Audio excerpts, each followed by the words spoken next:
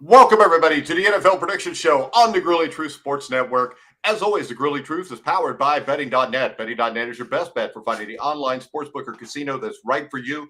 Make sure you check them out at betting.net. Also, don't forget, if you're on YouTube, go to the link in the description down below to check out Sports Illustrated Sportsbook. What are the top sportsbooks out there? Make sure you check them out. I am your host for the NFL Prediction Show, Mike Goodpaster.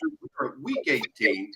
And I've got NFL beat reporter Dan Kornhauser with me. How you doing, Dan? Yeah, I'm doing good. I'm a little bittersweet because the regular season's coming to an end, but I'm good overall. It's still nice to be in first place. All right, you picked up a game last week, correct? Yes, sir. I went 9-6. You went 8-7. So you're up by 8. Something, yeah, sounds about right. I'll have to go back and add them up later, but yeah. You're the Colts, 7 to Vikings. All right, so today the NFL came out with their new playoff seeding procedures. Yep. What's your opinion, Dan? Ooh. Gross. I hate it. It's stupid. I don't know how they decided to get to a coin flip when there's literally already rules in place in the NFL rulebook already established for just this sort of event. Now, a player physical health emergency like we experienced on Monday night, I don't think has ever really happened. Or if something like this happened, it was in the 50s or 60s or whatever it was. 1971. There you go. You made an article about that, I think. Yeah, Chuck Hughes. Actually, I wrote the article like 5 years ago. I didn't know I would be re-putting it out because of something like this. Damn. So, yeah. So we've never really had something like this since the 70s, but we already have rules in place. So I don't know where the coin flip came from. It's the stupidest thing I've ever heard in my entire life. They should have just stuck with the rules, which is, what, winning percentage? Yeah, winning percentage. And, I mean, the thing is this. The thing that really sucks about this, they could have easily played one more week. I don't care what anybody says. We've had it before where they put it off a week. It only had a week in between the Super Bowl. Steve, if you want to know how you did on the picks, call in. You be on the damn show. I sent you the link. How did Steve do on the picks? Do you know? I don't remember. No. I'm already on Week 18 page. Oh, I'm sorry, Steve. Sorry, Steve. Steve, you were 10-4 and won the week. I just looked at it. Good job. Steve doesn't feel good, so I figured we'd cheer him up that way. All right. So when we look at this, my issue is the only team that really makes out good here is the Kansas City Chiefs. Yep. That's it. Because the Kansas City Chiefs were not going to be the number 1 seed if the Buffalo Bills won this week. Now, things have changed. Now Buffalo needs Kansas City to lose. And there's a dog behind me barking. Shut up. It's my dog, Jerry Cooney, because I name all my dogs after boxers. I got Jerry Cooney and Jack Dempsey. But when we look at this right now, I don't know. The thing that really disturbs me is not the fact that they did this with the coin toss. The thing that really disturbs me, that does too, but the thing that really disturbs me is the fact that if the Ravens win the coin toss, they'll host the wild card playoff game if they beat the Bengals this week. Which, I mean, it sounds fair. They beat the Bengals twice, whatever. But my biggest issue is, and the thing nobody's talking about is, the Cincinnati Bengals would then draft like they won the division, and they would play the tougher schedule, but they wouldn't get the home playoff game. This is absolutely asinine. It's complete and utter bullshit. And the thing that's bad is, all we heard all week was how great the city of Cincinnati was in this case. Mm-hmm. So maybe 3 years from now, God forbid this happens again, maybe the Zach Taylors of the world aren't so quick to have compassion and say, all right, we'll just cancel the game. Yep. So what you've done here is you've set a precedent where if I'm a coach of a team, something happens, I'm just going to just say I want to play until you forfeit. Because that's basically what this was. The NFL, we know, no matter what the talking heads at the NFL say, we saw Joe Burrow go warm up. The players, I got this from Joe Spillman, who is on a lot of our shows, but he was at the game. And the thing is, they basically, Burrow warmed up. Both teams were doing calisthenics. Stephon Diggs was trying to get his team pumped up emotionally to go play. And I mean, there's no way that the NFL didn't say you had 5 minutes. So are they punishing everybody now because everybody didn't listen? And let's face it, I think it was 9/11. The season had to be pushed back a week, I think around week 3, and they cut out the extra week between the Super Bowl. So when you look at that, it's been done before. I think they even did it in 9/11 with the Bills and the Giants. And this is just crap. There's no reason why the Bengals and Bills couldn't play Saturday or Sunday night next week and then just start the playoffs the week after that. And the team that wins between the Bengals and Bills, I mean, they're going to have they could very well possibly have a bye week anyway. And they tried to, like, quote unquote even it out by doing this whole neutral field bullshit for the AFC Championship. It's stupid. You're literally taking away the advantage. Now, again, it is the NFL. Home field doesn't really mean all that much.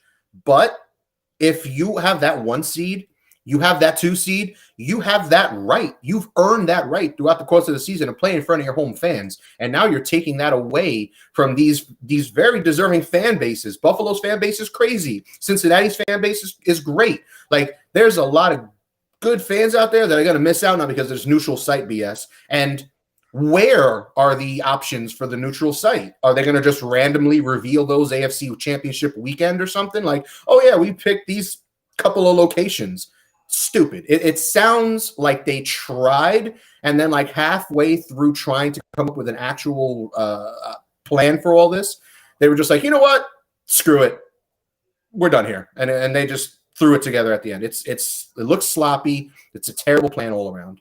All right, Steve, I think, is trying to get on, but every time he pops up, he disappears again. I don't know what the hell's wrong there. But I'm not a big tech guy since I'm 54 years old. And Dan, we've already established you don't know crap about this. We need Joe, but I think he's calling a high school basketball game right now. But we have a comment, and it is, I just don't get why NFL fan bases are getting mad at the Chiefs and for getting the number 1 seed. It's not their fault. Well, because this is the perception, all right? The perception is, and I know, Steve, you keep popping up and then you pop back out. I don't know what's going on. If you're on your cell phone, that could be an issue, but you're not on long enough to see if you're on your cell phone or not. But, let's face it, there are a lot of people in this world, probably 50% of the people I see anymore, that think there's something shady that goes on in the NFL. And the problem with the NFL is nobody wants to believe that, but then they do stuff like this that makes you think maybe there is something shady about it. The shady thing that's happening is they're all dumb. That's what it is.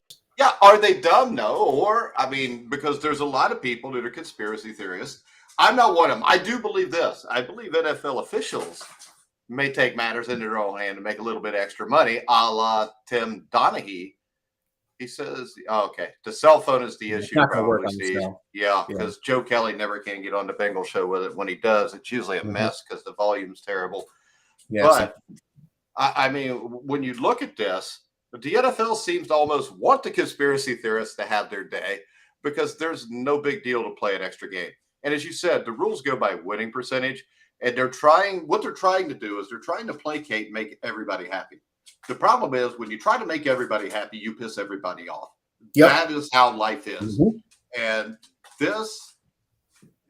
Steve, you're only irrelevant if you think you're irrelevant.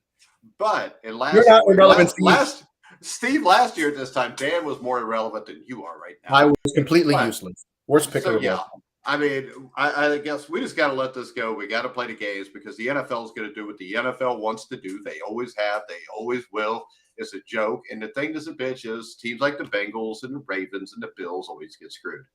You won't see Dallas get screwed like this. You won't see Pittsburgh get screwed. You won't see Kansas City get screwed because they've got the golden child. The golden boy. Yeah, you got the golden boy, Patrick Mahomes, who's running around throwing the ball out his ass and everything.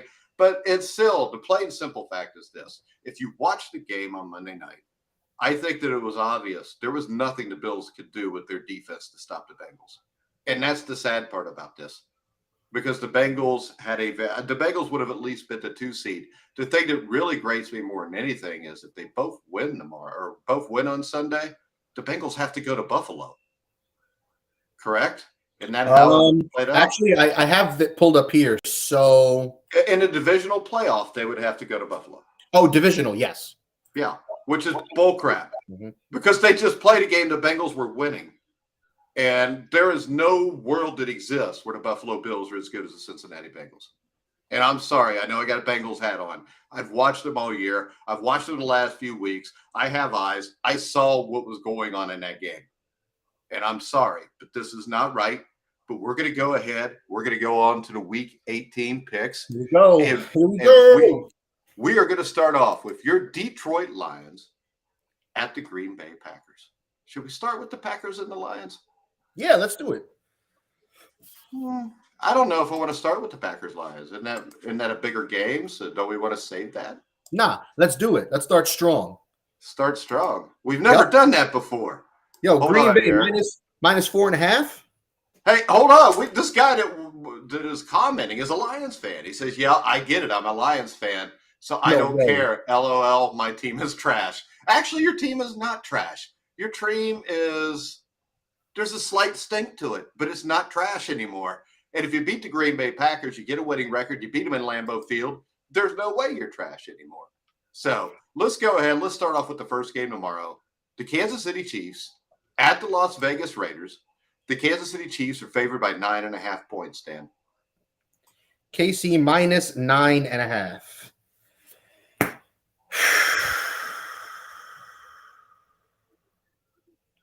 I'm going to take Kansas City. Because, I mean, even though at this point the number 1 seed may be a moot point because it might be at a neutral site, No, because this is the thing. If Kansas City was to lose and Buffalo wins, I believe then it would be a Buffalo. Buffalo would be the number 1 seed. Nah, it's crazy. So, all right. So if Buffalo and KC both win or tie this week, then Buffalo KC is neutral. If the Bills and KC both lose, Baltimore wins, then Buffalo KC would be at neutral if they both make it. And then finally, if Buffalo and KC both lose and Cincinnati wins, then Bills or Bengals versus Chiefs championship game would be at a neutral site. Yeah, but you also missed the part about if the Chiefs lose and the Bills win, the Bills are the 1 seed, correct? Hold on. Let me go back to that. The Bills can clinch the 1 seed. Yeah, if home field and a 1 seed with a win and a Chiefs loss. And then in this case, a neutral AFC championship would not come into play in this scenario. But I'm going to take KC because, like I said, they don't want Buffalo to get this. They want to win. They have to win. If it's going to be at worst a neutral or at best a neutral site, no one wants to go to Buffalo in early February, late January. That just sucks. All right, so I'm going to go with KC. All right, I'm going to take the Raiders because 9.5 points is a lot of points. I think the Raiders' defense is terrible. The Chiefs' offense, I mean, it's not like they're blowing everybody away right now. Everybody seems to stay in the games. The Raiders gave the Niners a tough game last week. Jarrett Stidham played really well. Can he do that again? There's film on him now. May not be as easy to do. But I think with Stidham there, the 9.5 points, Steve Risley's taking Kansas City. I'm going to take the Raiders in the 9.5 points. Now, the conspiracy theorists will really come out of the woodwork if the Raiders get a cheap call and win the game. Because then you're giving Buffalo the number 1 seed. And actually, to tell you the truth, if that was to happen, I would probably start to totally believe it. All right, next up, we've got the Tennessee Titans at the Jacksonville Jaguars. 6.5 point spread. Malik Wills, who I told everybody was terrible at the start of the year, will not start because they've decided to bring Josh Dobbs in. Josh Dobbs played adequate last week. The Jaguars beat the Titans in Week 13 in Tennessee 36-22, which started a 4-game winning streak. The winner takes the AFC South here. And, I mean, I think Dobbs is definitely a better bet than Malik Wills. But when I look at this is basically Derrick Henry, who has a bad hip, against the Jacksonville Jaguar team led by Trevor Lawrence, who's starting to look like a franchise quarterback. I'm going to take the Jaguars and give the 6.5 points. Yeah, I was wavering back and forth on this because this line's been anywhere from 6 to 7. Yeah, and Vrabel's a really good coach, and Derrick Henry could take the game over. Derrick Henry very well may. I mean, he's not on the injury report anymore, so he's playing 100%. Treylon Burks is going to be coming back as well. Vrabel already said he's going to be all right for this matchup. But really, those are the only relevant injuries of note. Everyone who's on it right now for Jacksonville should still play. Trevor Lawrence, Trayvon Walker, Brandon Scherf, etc. So I was wavering back and forth on this, but I'm going to go with Jacksonville as well because I just think they're better. And Risley takes the Jags. All right, so we have a consensus, Jacksonville, which means Tennessee's going to win. All right, well, it wouldn't surprise me. But we've got the Houston Texans at Steve's Indianapolis Colts. The Colts are favored. That'll tell you you're bad when the Colts are favored to beat you. The Colts are favored by 2.5 to 3. We'll call it 2.5. What do you think here? This is the turd of the week, maybe the turd of the year. I mean, this is the thing, though. The Texans have the number 1 pick right now. But that week 1 tie with the Colts could complicate that if Houston wins here. I don't even think Houston's worried about that so much as opposed to maybe Chicago, because Chicago is just a barren wasteland at this point. And they've got, I think, 3 wins on the season, and they could jump ahead of them and take that one. But God, this sucks, dude. This sucks so bad. I'm gonna do it. I'm gonna take Houston. I'm gonna take Houston. I don't really have a reason for it. Just this game is putrid. Flip a coin. It is. I'm gonna take the Colts and give the 2.5. I'm sure Risley's taking the Colts too, right? That's what he said. I got you, Steve. All right. You make sure you pay attention to what he's saying so I can pay attention to what I got you. I got you. All right. If you see any comments that are from Steve, let me know. Got you. All right. Next up, we've got Carolina at New Orleans.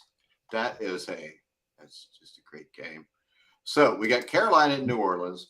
The Saints are favored by 3.5 points, Dan.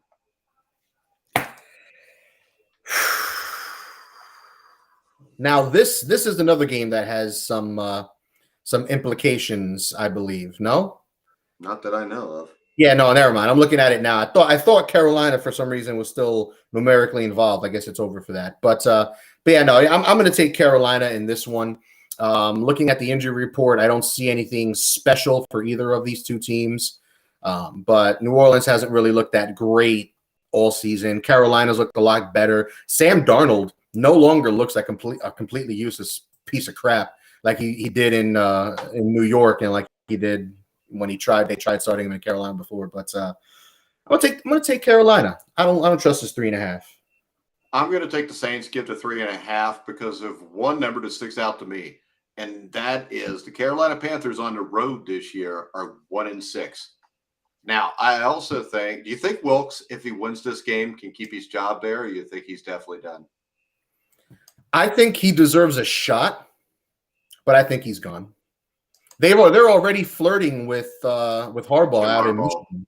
Yep. Oh, no, they were. He just had dinner with the owner, and they talked about stuff that had nothing to do with that. Well, nothing at all. Just the weather in Ann Arbor, all that good stuff. Well, see, this is the thing. Harbaugh going to get his ass out of there because of one simple fact. I mean, he's going to be suspended. Mm-hmm. Sanctions. That's right. Yeah. Oh, did you hear why? Oh, the COVID stuff? No. Because apparently he took a recruit and got him a burger.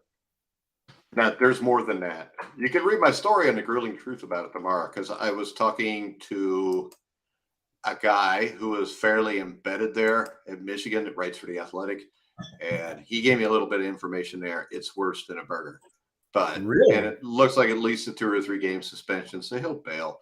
All right, next up, we got the Minnesota Vikings. That line just changed. The Vikings -1 at the Chicago Bears. I'll start this one off. The big question is, why is this line so low? But I think that is, is Kirk Cousins, Dalvin Cook, and Justin Jefferson, are they going to play? Well, I'm looking at the injury report right now, and this is a weird week. This is not about an injury report, though. This is where do you hold them out because there's no reason to win this game, really. That's a really good question. I haven't heard anything. I'm seeing the line still anywhere from 2.5 to like 7.5. Well, the one I'm looking at just dropped to -1 in the last 25 minutes. Crazy. I'm going to take Minnesota. Even with their backups playing, I think Minnesota's better. For Chicago, the main issue for them is that Justin Fields may not play this week, or actually, no, I don't think he's playing. I see Justin Fields' hip out. So if Fields isn't playing, this team is Nothing. I'm going to take Minnesota. All right. I'm going to agree with you. What Grizzly do? Steve is taking. He didn't respond yet, but I'll jot it down. All right. Do we have any comments from anybody else? Nope. We got the Buccaneers at the Falcons. The Falcons are favored by 3. Is that line still at that? Now I got Falcons by 8 now. What? Yeah. Wait a damn second. Hold on. I was not prepared for these crazy line fluctuations. Right. So the line fluctuation is -8 because it looks like Todd Bowles will not let Tom Brady play, even though Brady wants to play. So Todd Bowles will be looking for a job next year. I was just going to say, that's a bold thing going against the GOAT. Well, the GOAT's going to be gone after this year. He'll be the quarterback in Miami. Not with Mike McDaniel at coach. He doesn't want to play with Mike McDaniel. He wants to go there with Sean Payton. If Miami loses, Mike McDaniel's going to be fired. And then Sean Payton will go to Miami. And he'll have Tom Brady, and he'll have all those weapons. So wait, so we're really going with Atlanta -8? That is what the line is right now. Look at it. Look at it on yours. Dude, I'm seeing between that's the high end, but I'm seeing between -3 Falcons and up 3, 4.5. 4.5 seems to be the thing. But no, screw it. Let's go with Atlanta because if Tom Brady's not starting, then I think they're starting Kyle Trask. Sure. We'll go -5. All right, fine. Let's go Atlanta -5. I'm still going to take Atlanta with that, man. If Trask is starting, Atlanta's should just run the ball all over these guys because if Brady's not starting, they have no reason to start their key guys on defense either. I'll take Atlanta. Yeah, I'm going to take Atlanta also. I would rather not, but I'm going to. So Risley's going with the Vikings and the Bucks. I got you, Steve. All right. Next up, we've got the New York Football Giants against the Philadelphia Eagles. The Eagles are favored by 14. I would assume that's because people believe that the Giants are going to rest Daniel Jones and everybody else.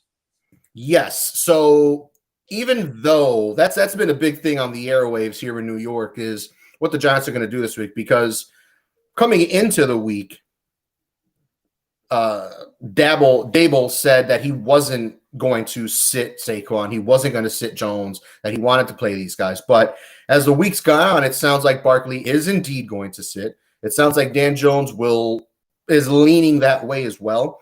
And Philadelphia is still fighting out there. So for the NFC East title, Philly's 13-3. Dallas is 12-4. Philly needs to win the division. Yeah. Or the Cowboys lose to the Commanders. Spoiler alert, I'm not predicting the Cowboys losing that game. So with that in mind. But they're the Cowboys. You never know. That's fair. That's a fair point. But Washington is probably starting Sam Howell. So his name's Hal, dumbass. Let's go. Yeah, that's another thing that they were talking about the radio. One guy was calling it Howell, one guy was calling it Howell, and it was a weird conversation. So yeah, I'm going to take Philadelphia. Now I think they've got a lot more riding. Playing for New York. Tyrod Taylor's healthy. I'm going to take the Giants with the 14 points. NYG. Risley is taking the Eagles. All right, we're doing it. 14 points is a ton of points. And this Giants team, remember, Brian DePaul's a really good coach. And even if he's sitting guys, he's still trying to win the guys with what he's got playing in that game, if you know what I mean. Actually, I was talking about this with Bob earlier because he's a Giants fan. And the Giants, they're a weird team. And this has been a weird season. I was looking at some of the advanced stats for these guys. They're 32nd in explosive passing plays, which is obviously big passing plays, downfield plays. They are, I think, 3rd or something like that in rollouts in the NFL. But Jones is 36 amongst quarterbacks in yards per completion on rollouts. They are literally just taking the ball out of the quarterback's hand and saying, just don't F this up. Yeah, but you know what? He's thrown for 3,200 yards. He's got a 3-to-1 touchdown to interception ratio. He's not turning the ball over. Yeah, he's not turning the ball over. I think he has made major progress with the ball, especially since you don't see a guy who looks that inadequate for 2 or 3 straight years all of a sudden start to look better normally. Terry Bradshaw's one I can remember, but that was a while back. So I think Dan Jones is not Terry Bradshaw, I think. This is the thing. Daniel Jones' first 4 years was better than Terry Bradshaw. Look at Terry Bradshaw's stats his first 4 years. But didn't he not like really play that much his first few years? He played. He would throw a bunch of interceptions or do a bunch of stupid shit. Just kind of, and really, the Super Bowl IX, the Pittsburgh Steelers' first year, Jefferson Street Joe Gilliam, who was a black man, which that didn't happen too much back then, was actually the starting quarterback at the start of the year. And actually, Terry Hanratty, who led Notre Dame to a national championship in 1966, was also there. And all three of them started back and forth until around week 9 or 10 when Bradshaw finally started to play well and won the job. So really, Bradshaw didn't even win the job regularly with everybody's confidence probably until he won Super Bowl IX. No, look at that. Fun factoid for our watchers and for me. All right, next up, we've got the Cleveland Browns at the Pittsburgh Steelers. The Pittsburgh Steelers have a legitimate chance to make the playoffs. If the Jets beat the Dolphins, the Bills beat the Patriots, which I think are both possible.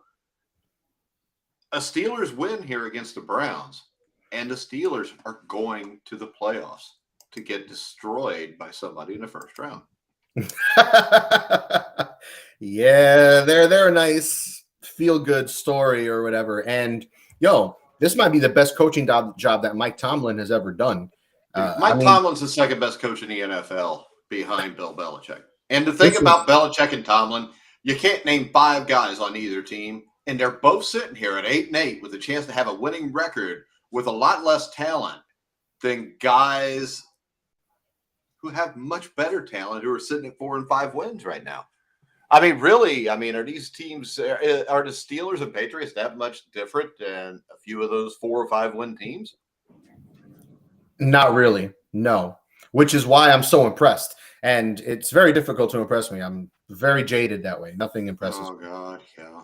Not much impressed. It's true. It is true. I've said it all often. Pick the game. You know what?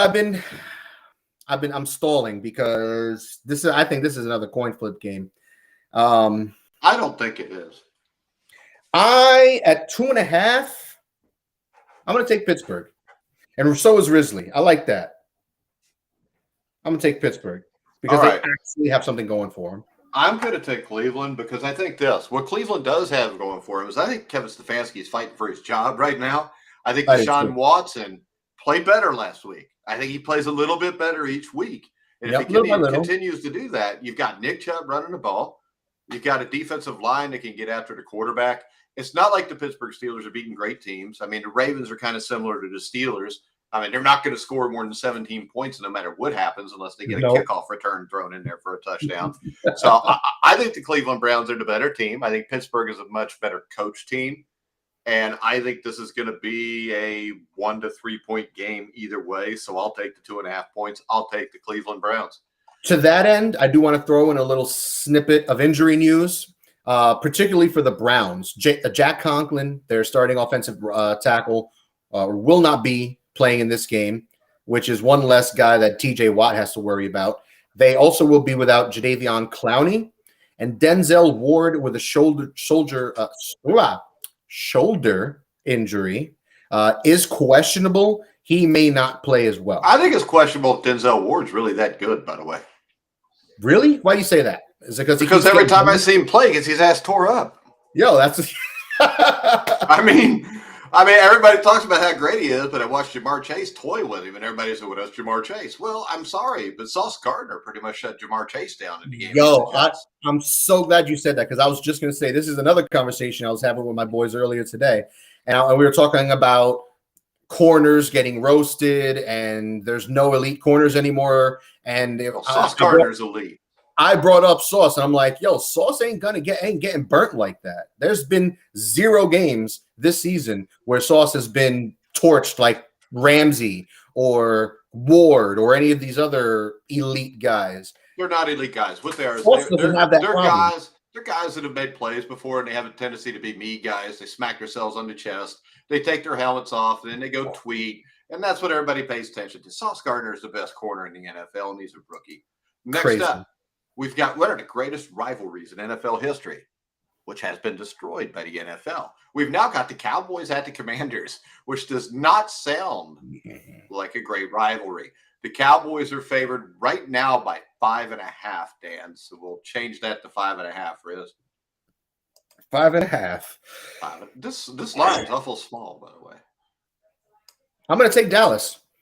I really don't care what the line was going to be. The line could be 14, and I still would have taken Dallas.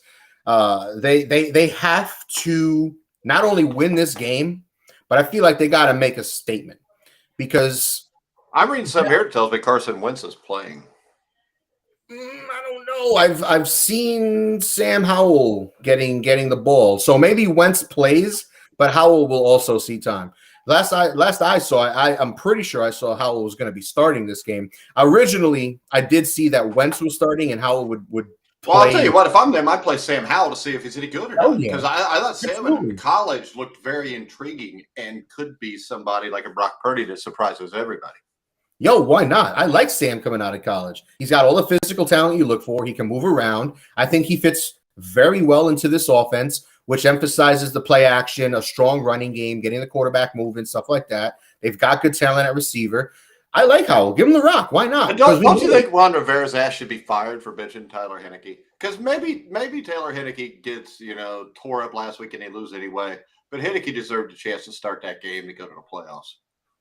Yo, that team, the players love Taylor Heineke, and Wentz doesn't do it for him. Wentz just, he's just out. I think Ron Rivera's out anyway. I don't think it mattered who was starting at quarterback last week or this week. I think he's out regardless, but I'm going to take Dallas. They got a lot to play for, that 1 seed, the NFC East, etc. And they got to make a statement because Dak Prescott has not been playing his best football this season, and he can't go into the postseason looking not quite right. So I'm going to take Dallas.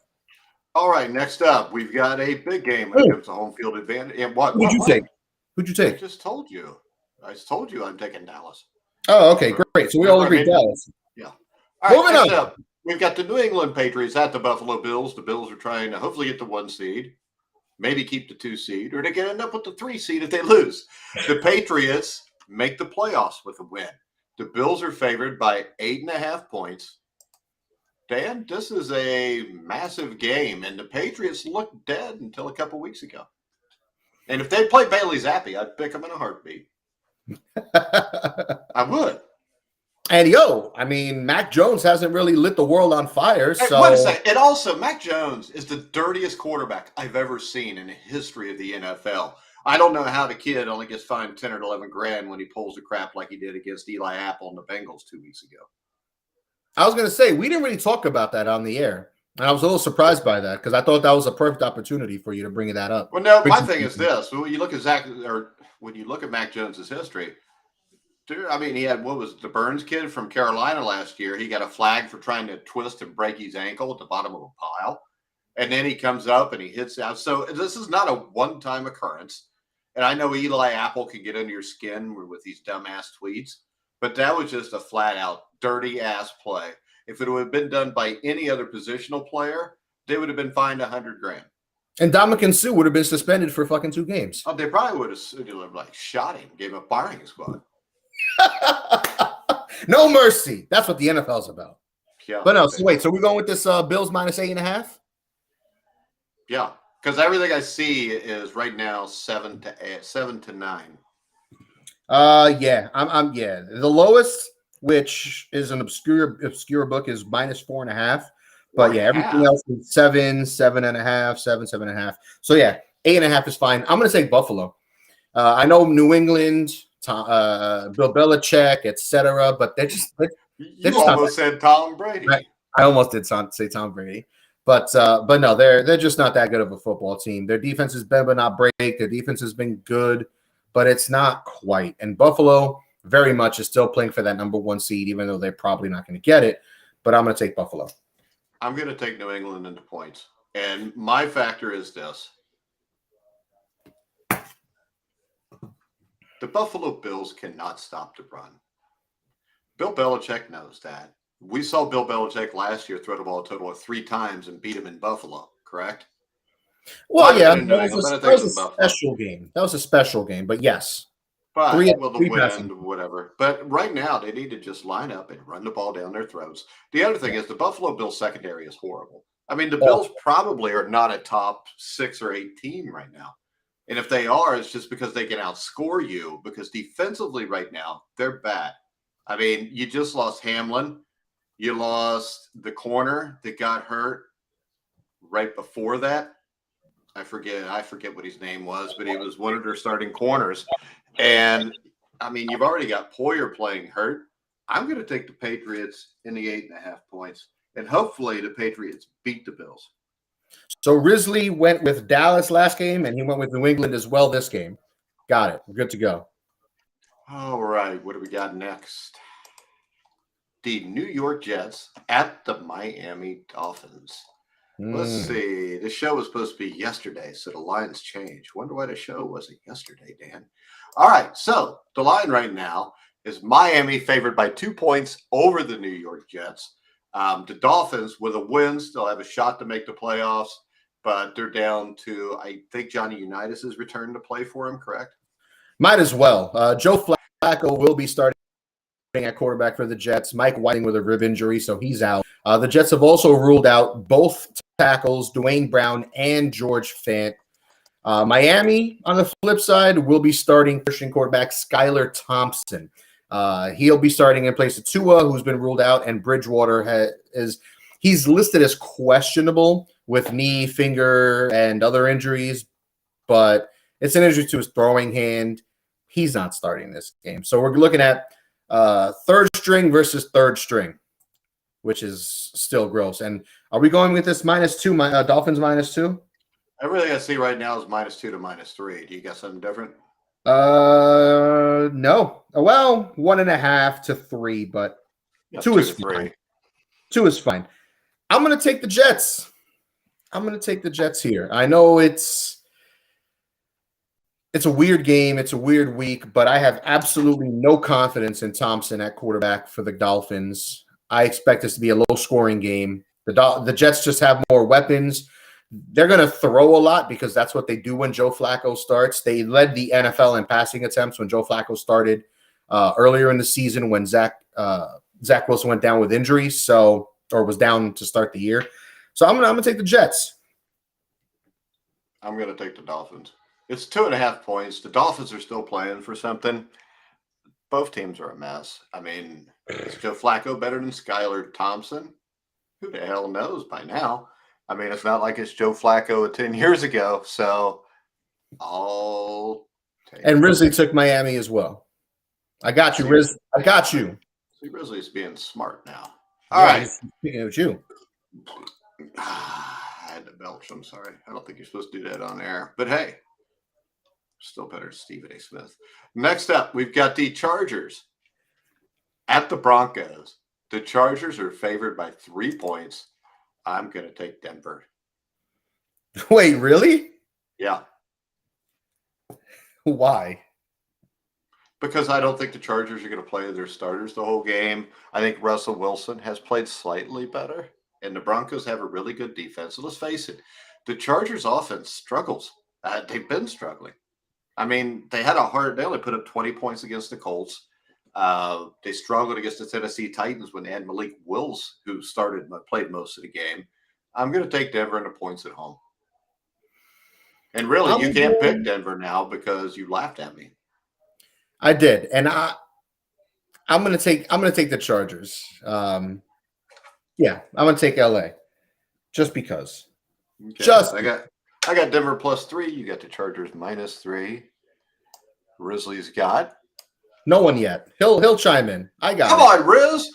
All right. Next up, we have what we got? San Francisco 49ers.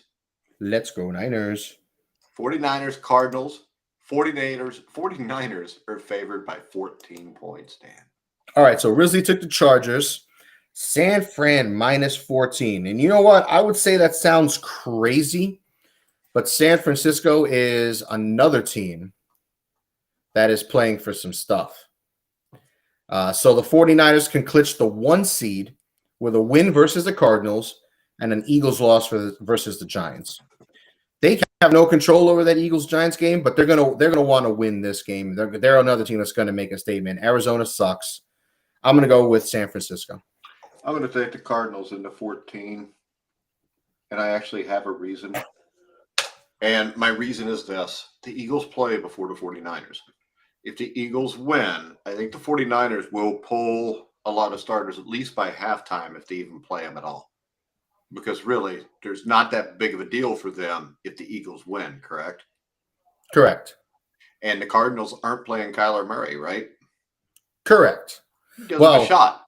The Cardinals aren't playing a lot of players. I don't care. As long as Kyler Murray's not playing, I'm picking the Cardinals.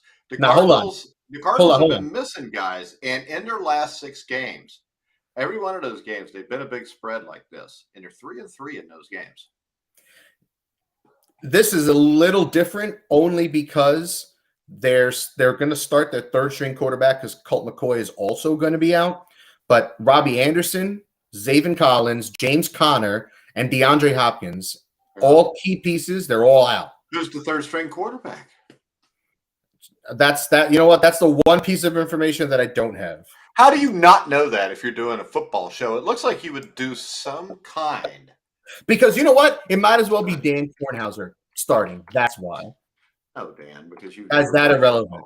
And actually, to the 49ers end, everyone who's relevant besides Jimmy, who's been out, should be playing. No, even Deebo Samuel. Deebo's not even on the injury report. Deebo's not going to play in this game because the Eagles will win, and then it will become a non-factor.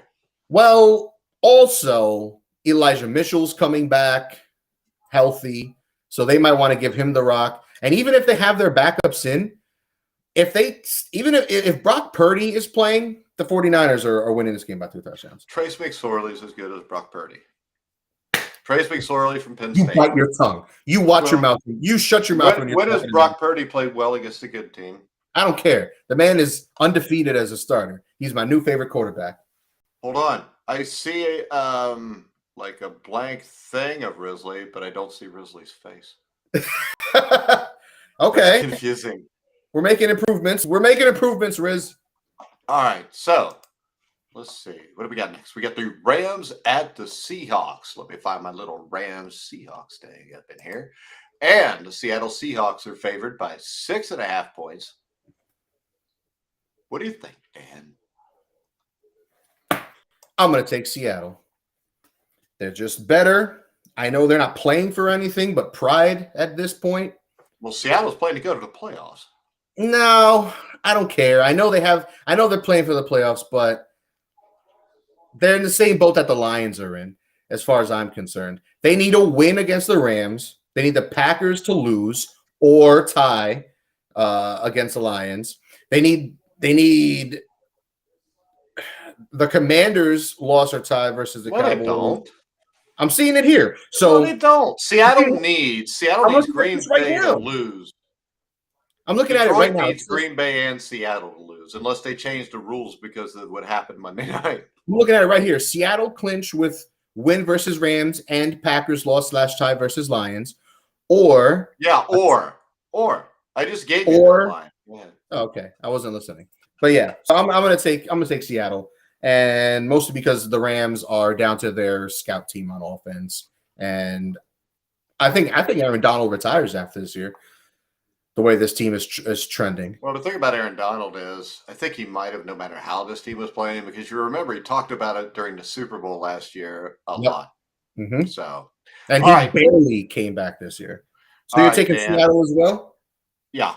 Your Lions have a shot to make the playoffs. I think I predicted that they would have a chance. They are 4.5-point underdogs to the Green Bay Packers. Dan, since it's your team, I'll let you pick first. I'm in a weird spot with my team because I put them up for adoption coming into the year because they disgusted me that much over the last decade. And his face still ain't coming up. What's up, Briz? Go ahead.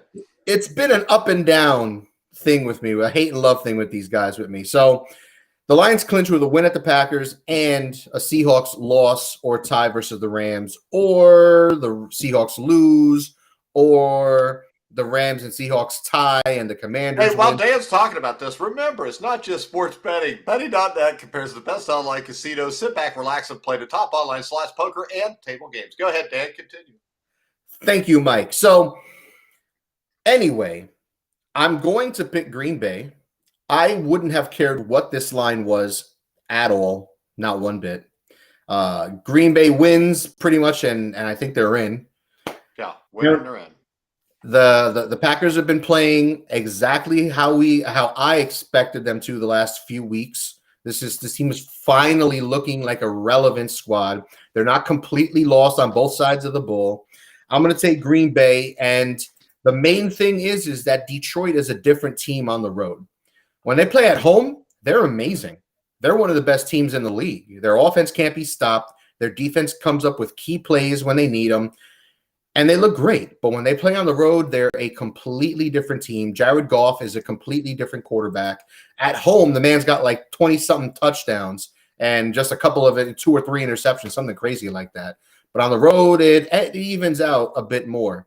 And also, their defense is atrocious. It's gotten better, but when you're the worst NFL defense in history, pretty much to start the year, there's only one way to go, and that's up. But even still, they're 32nd in yards allowed. They are 29th in points. It's just all around bad, and it's a bad time to be going to Lambeau playing like crap. I'm gonna take Green Bay. All right, I'm gonna take Detroit, and somehow they'll make the playoffs, even though I think the Seattle's gonna beat the Rams. I'm gonna take Detroit for this. I don't think the Green Bay Packers are doing anything right now. You look at their win streak, they beat the Bears by 9. They beat the Rams by 12. They beat the Dolphins by 6, and the Dolphins were a mess. The Dolphins turned the ball over 6 times to lose by 6 points. They beat up the Vikings, but we all have Vikings questions. So really, it's a 28-19 win over the Bears and a 24-12 win over the Rams and a 26-20 win over the Dolphins really what you expected from the Packers?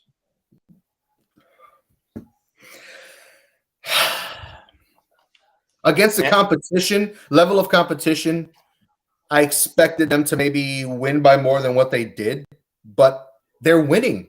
They're streaking through the quad and into the gymnasium. They're hot.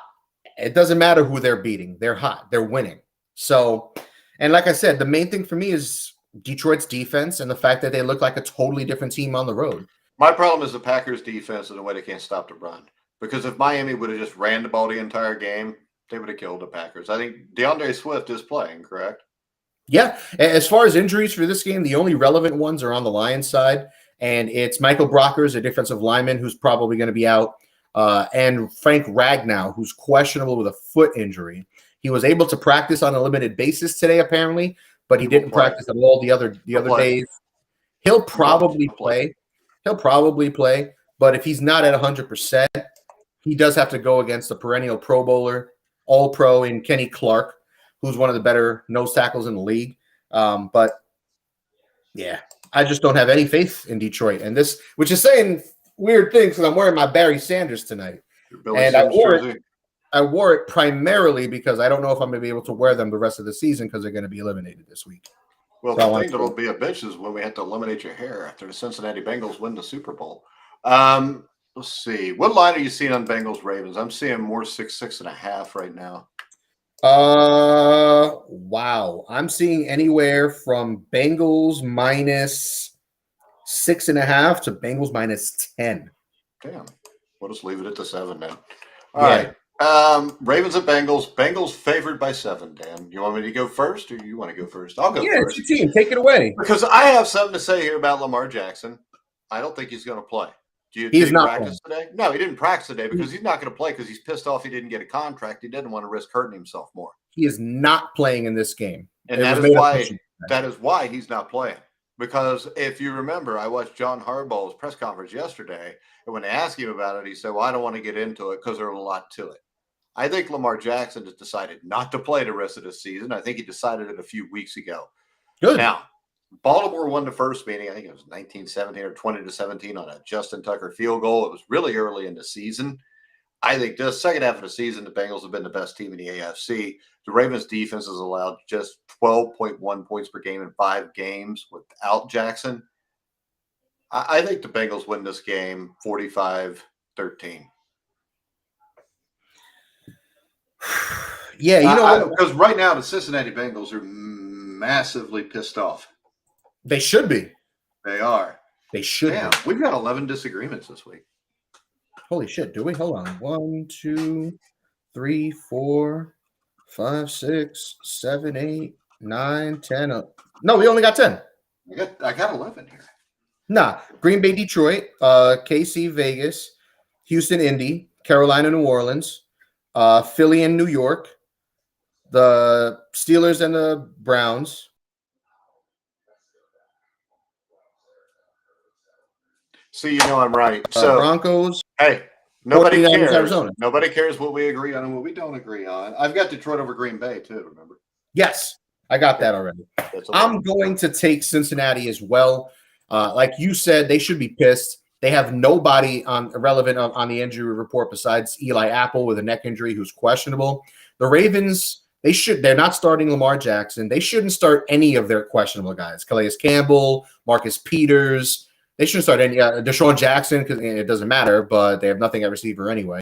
They shouldn't start any of these guys. Just sit them all. If Frizzly is listening, if you call in now on your cell with no video, I think I can get your voice on. And then we can let Steve kind of wrap the show up. Yeah, let's go, Steve. Steve, you also got to give me your 3 picks. The 49ers, Cardinals, Seahawks, Rams, and Bengals, Ravens. We're waiting for 3 picks from Steve, but yeah, we're good to go. Okay, Risley's takes Cincinnati. There we go. You still got 2 more games, Steve. All right, guys. We do? What are they? I don't have 2 other games up here, I don't think. Well, no. Steve's got to pick 2 games. Seahawks, Rams, and Cardinals. All right, Dan. Anything else you want to talk about before we wrap it up? Give us your Super Bowl pick right now. Jeez. Kansas City, Philadelphia. That's weak. What do you want me to do? Kansas City, Philly. Okay. We need 49ers. Okay. Wait, you put 49ers and Rams. They're okay. Yeah, here we go. Okay, we're good. It's 49ers and Rams. All right. Steve's in. All right. I'm going to say Bengals Cowboys. Same thing I said 8 weeks ago. But I can tell you this. My dark horse out of the NFC is Tampa Bay. Because Tom Brady looked more like Tom Brady in his last game. They've got some big-time receivers. If they can get some guys healthy like Vita Vea, that team could be difficult. And they've had the Cowboys number for the last few years too. So I'll say Bengals Cowboys is my Super Bowl. Bengals Cowboys. Okay, let me jot that down. Cincy versus Dallas, and of course you're picking Cincy to win. I haven't picked anybody yet. We'll see if anybody's gotten hurt by it. Yeah, the Bengals are the best team in football. All right. So hopefully this screwing with them won't affect it. But who knows? Hopefully. Hey, hold on here. We may have cross your fingers, Dan. I'm going to try this. Can you hear us? Well, shit. Maybe not. Can you hear us, Steve? Steve. I'll turn it up. Steve. All right, guys. No Risley, I guess. You know, the amount of listeners and viewers went up when they thought Steve was going to be on, and then it dropped immediately when we couldn't get him. If you can hear me, Steve, just say yes. Put your thumb up, and I'll tell you if you can hear me. We'll take it out and then give us a thumbs up. I don't know. Well, we need to get Steve back on his computer. Yes, we do. All right, guys. Tomorrow morning, I believe, not 100% sure on this, but I think me and Joe Spiller may be doing an NCAA championship preview show. Dan, you're always welcome if you want to be on. But for now, I want to remind everybody to go check out betting.net. It's your best bet for finding the sportsbook or casino that is right for you. And we have one other option right now. If you like social casinos, sign up with stake.us and use our exclusive promo code of TGT Social, capital letters, to secure your unique 5% rake back bonus. Remember, TGT Social to get the 5% rake back bonus. All right, Dan, you want to tell everybody where you can find you and your significant other on Twitter? Yes, you can find me and my bottom bitch on Instagram and on Twitter. We are at DB Talking Sports. D as in Dan, B as in Bob. D as in douche, B as in bag. All right. You can follow me at Grueling Truth. Make sure you like, subscribe, all that good stuff to us on YouTube. Make sure you go check out SI Sportsbook. SI Sportsbook for all your sportsbook book needs.